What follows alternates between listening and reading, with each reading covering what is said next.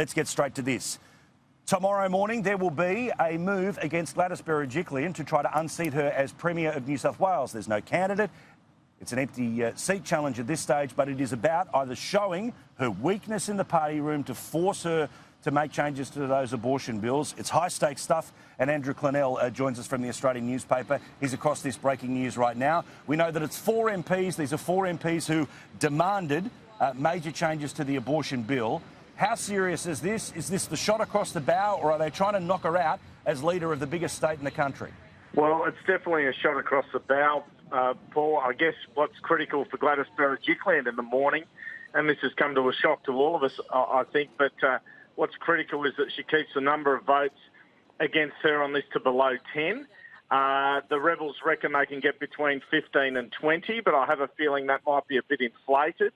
But it is an extraordinary situation 6 months after a historic victory, which was fated everywhere at the state election, that after this abortion legislation kerfuffle, she's now under challenge. She's now facing an empty chair bill. It's just crazy stuff. It's 3 MPs who are pushing it: Tanya Davies, Matthew Mason-Cox and Lou Amato.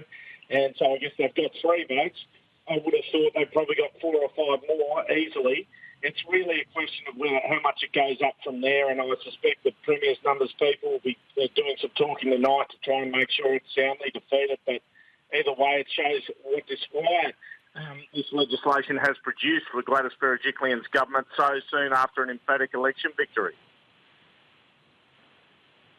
Well, and what's amazing too here is that I want to read for everyone a statement that has come out from all of the relevant MPs here, where about an hour and 10 minutes ago they wanted 4 big changes to the abortion bills. They have been told none of those things will take place, so that's why they're hitting the big red button here, which is 3 weeks ago I made it clear to the Premier and the government at an absolute minimum, 4 key amendments require the abortion bill to ensure the continued membership of the Liberal Party.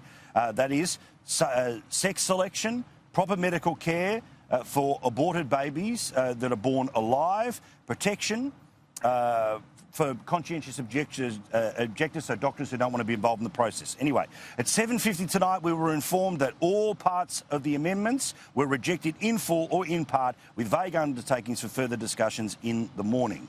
This is simply unacceptable after waiting for 3 weeks for a response. Now, this is what matters here, Andrew, because you've had a scenario where Alex Greenwich, lefty inner-city MP, he's the tail that wags the dog. Premier doesn't even speak to the bill in the lower house. Premier then says, after she realises how bad all of this was going, I hope the upper house fixes it up. Tonight, those people who want to fix this up, including saying you can't abort a baby in New South Wales based off its gender, that has been rejected by the deal makers in the upper house, and that's why they hit the big red button. Yeah, so the Health Minister, Brad Hazzard's the one who delivered that news tonight to those 3 MPs. Gladys didn't do it herself. And I guess there's probably a feeling in there that she hasn't done enough. Like you say, she didn't speak on the bill. I mean, I was with her in London a couple of weeks back, and she said, I want to do this for future generations of women. Then 3 days later in Sheffield, she says, I'd welcome any amendments. So she completely flipped. It was clear to me then that she'd been the subject of some kind of threat. We all thought the threat was that Tanya Davies and others would leave the Liberal Party, and she's only got a 2-seat majority, so she'd lose her majority. But it seems even greater than that tonight. It seems even for her sake, they're after her as leader. I mean, this statement sets out that they basically want to roll her as leader over this. All right, just finally, mate, let's try to get a prediction as to where this thing's going to land. Hardcore supporters of Gladys Berejiklian say that this could go as low as 4 MPs. Right-wing Liberals are trying to text me here saying that it's a done deal. I can't see her getting bounced, as bad a handling as all of this is. She just won an election. I get what they're trying to do here, but unless you're actually going to create a challenger, unless that is going to be a magic hand that's put up in the morning, clearly she's not going to lose her job to an empty seat.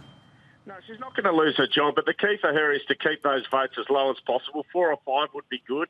10 is a concern. More than 10 is a real concern. She's starting to look in serious trouble down the track. And there's no doubt that there'll be aftershocks out of this. I mean, these people have got the guns out of the holsters. They'll have to do something with them. And presumably, if they go down heavily in this bill tomorrow, they'll have to leave the Liberal Party anyway, and then her majority is threatened. So there are repercussions any which way you look tomorrow from this poll. Thank you so much, Andrew. Do appreciate it. Andrew Clennell, breaking news at the Australian newspaper and helping us out on Sky News. A challenge against Gladys Berejiklian, Premier in New South Wales.